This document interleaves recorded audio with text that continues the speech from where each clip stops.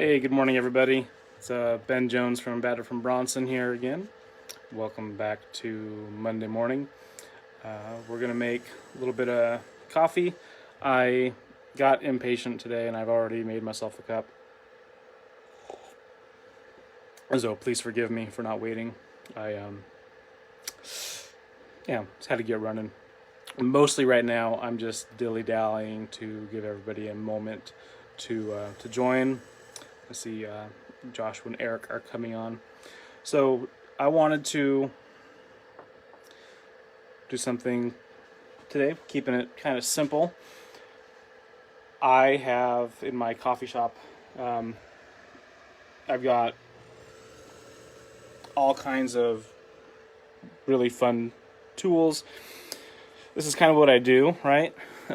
My job is to make coffee. My job is to know things about coffee. Good morning, Eric. My job is to play with lots of fun coffee toys. I get to test them so that other folk out there don't have to invest as much time and energy and money into it. So I'm going to put you up here back in the cradle, and we're gonna make some coffee, keeping it nice and simple. Normally, when I'm making coffee, morning, Brendan. When I'm making coffee, normally I'll use my scale to weigh out my beans. I still used my grinder because everything I have is it's all whole bean, so I'm gonna have to grind it. Today I'm brewing up our this lovely Buena Vista from Bolivia. We had a chat last week with Daniela, who runs the production down there in Bolivia. So normally, like I said, scale, and I have my Chemex pour kettle. They come in lots of different types. We've done a little chit chat about pour kettles, many different styles, many different varieties. If I'm using, sorry, I'm making a mess. When I'm using my Chemex kettle, it is programmable, so I would usually just set it to my 202 degrees, 197 degrees, whatever I want that to be. But like I said, not everybody wants to invest or is ready to invest in those types of things, so we're going to go back to keeping it simple today. I have the Bolivia Buena Vista. Believe it or not, I also dose my coffee without weighing it. I used my little spoon, gave 4 scoops with this. This is just a regular teaspoon, tablespoon, teaspoon, whatever kind of spoon this is. I actually tried it 4 different times, and even though I'm going no scales, one of the reasons I like scales is because in the 4 different scoopings I did, my range was 18 grams in a bit to 25 grams and a bit. So when you're talking about making 1 cup at a time, that is a significant differential between an 18 gram, and that was just 4 scoops of whole beans. Anyway, though possible without a scale, I love a scale. So I have some coffee here. This is, I don't know exactly how many grams this is. I did my test scoops to measure, then I went ahead and just scooped 4 scoops because it was in the ballpark. So I'm going to set my scale aside. I'm going to use my measuring cup, and don't know if it'll pick up very well. The mug I'm brewing into today, this is a 10-ounce diner mug. So I'm going to give 10 ounces of hot water plus another ounce for what's going to get absorbed into the filter. For filtration, Melita cone filter, and I'm going to use the plastic basic, mostly because it's drop safe. All right, so let's just get to it. I'm just going to walk through this. We'll make a little tutorial at the same time. I always start the crimped edge. I want to fold and fold. I did fold in this way and in the other way. It doesn't really matter, just fold it. That's just to prevent it from coming apart. It also helps it to sit better in our kettle or in our brewer. All right, so I'm gonna be using the gooseneck only because it's how I heated my water. So I'm gonna add some water to my measuring cup. I brought the water to a full boil in the kettle, and then letting it sit for a moment will bring it down to a reasonable brew temperature. All right, rinse and preheat our stuff. I always use white filters. We're going to talk this Friday the difference between white filters and brown filters. I've been having some good chats with some different filter manufacturers, and I wanted to dispel some myths and rumors. All right, the water's draining here. My mug is warm. I've rinsed any extra paper taste out of here.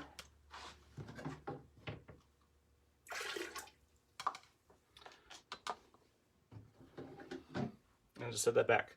All right. Now, since I'm not using a scale, let's give our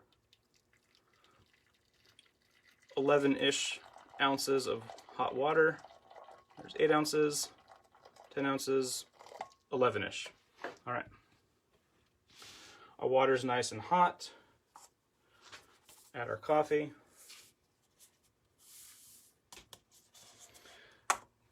I'm going to do 3 different styles of pour for this. The first is just straight out the measuring cup. Just sprinkle enough in to wet the grounds. Let that set. This is our bloom cycle. This is where the water is starting to soak into the coffee particles. It's getting it ready, ready to take on the rest of the water. All right, let's go back to my little spoon. If I want to have more control, I can pour into the spoon. We've done this before, that little reminder, and that helps you to just diffuse some water across the bed. The other technique is to grab a bamboo skewer or a chopstick.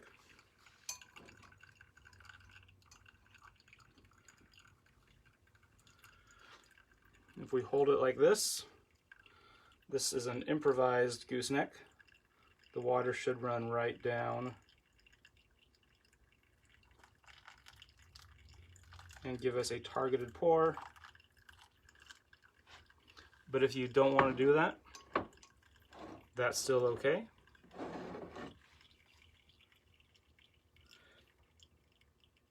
I think sometimes we need to remember, and for those of us who work in the business, I think we need to remember sometimes that you can still make an amazing cup of coffee without all the gadgets and toys. They're pretty simple and basic stuff. We haven't even gone deep into all the other crazy things that are out there. But we're not always making coffee for the judges, right? We're making it for ourselves in the morning, a little sleepy-eyed.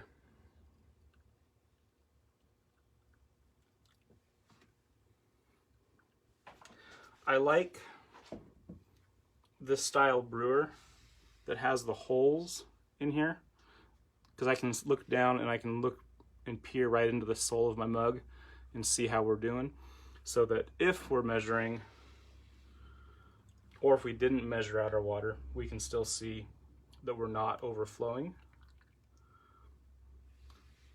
One of the reasons I'm a big fan of these little Melita pour-overs, because they have that little window into the soul of the coffee. All right. We are about 2.5 minutes into this. It's just wrapping up. That's a good thing. Again, the coffee that I'm drinking here today is our Buena Vista from Bolivia. Bolivia grows some fantastic coffees. Getting it out of Bolivia is a little tricky just because the altitude, the mountainous region, the roads, those infrastructure pieces are a challenge. Also, COVID-19 not making it easy either. All right. Cleanup. Lift the filter. Compost it down. With this, for the daily cleanup, all I'm really going to do is just give it a rinse.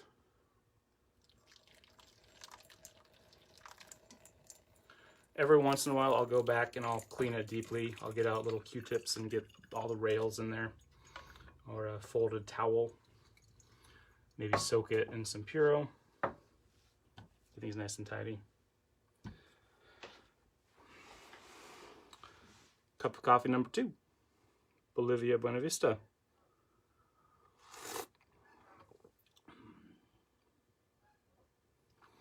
It's a good cup of coffee. The tools are really fun. Not just fun, they do help. I couldn't do this every day with, just kind of guessing and ballparking. Having that scale helps us to nail down that 19 to 20 gram dose for my mug. It simplifies the pouring of water into the brewer.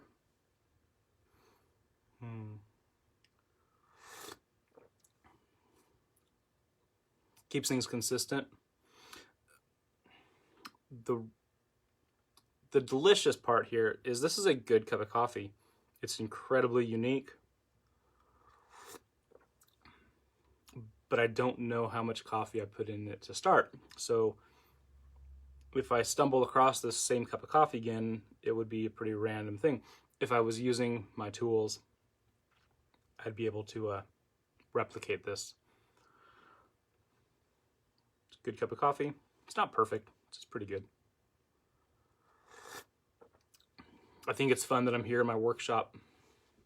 I'm not going to give you a tour because, well, it's a little messy. I have to shift everything around for my coffee corner to work for the videos. But yeah, having the right tools is really helpful. Makes life easy. And actually, so I'm not really into selling things. It's not my favorite thing. But if you can pitch in $30 for a scale, we have the great Escalis on our website. That will save you over the course of a year. It'll pay for itself in unwasted beans, just because you'll have a more precise scoop every time. And I think you'll get a little more enjoyment out of your coffee. And those scales are fantastic for things beyond just coffee. If you bake, any type of meal portioning, it's just kind of for fun. So I'm just pretending now that we're sitting there chit-chatting. Josh is asking me, he says that the right tools are always helpful. What do I like about the Chemex Kettle as opposed to other goosenecks? So this is the Chemex Kettle. Kettle spelled with a CH. It's made by the same company that gives us the Chemex. We can see the same shape mirrored there. The other typical kettle that you'll see, a fine kettle. This is the Bonavita Gooseneck Kettle. Both are programmable. Both have reasonable pour control. The capacity on these is about the same, so they hold the same amount of water. I really like the different shape of the Chemex gooseneck. So full disclosure, I helped them prototype it. They gave me 3 different options for the gooseneck, and this was the one that we thought poured better. This is a 100% good kettle. Nothing wrong with this. We're down to the nitpicky personal preferences. The Bonavita, the plug for the kettle into the base, it has direct electric connectors. The Chemex It's flat bottom because it uses induction. So we have an induction heater, no actual electric connectors. Over the many years of doing this, I've worn through a few bases on these, just because the constant on off subtly wearing away at the metal. Both are great options. They all give us temperature control. They give us all the easily controlled pourability. It's just nitpicky stuff. This is the Kalita. This isn't one that you would heat in. You can put that on your stovetop if you have like a gas. Works really well. If I was using this, I would boil it, add the water separate to it. Again, very different style on the Gooseneck here. Very nice pour, different type of pour. Those are just stylistic little bits and pieces. So I don't believe we have any of the Gooseneck kettles on our website. If you like the Chemex kettle, you can go directly to Chemex, the Chemex website. I don't recall what it is, but I'm sure we can post it there in the comments. In the meantime, just go make some coffee, hang out with some people you like, get some work done, work in the garden, all that fun stuff.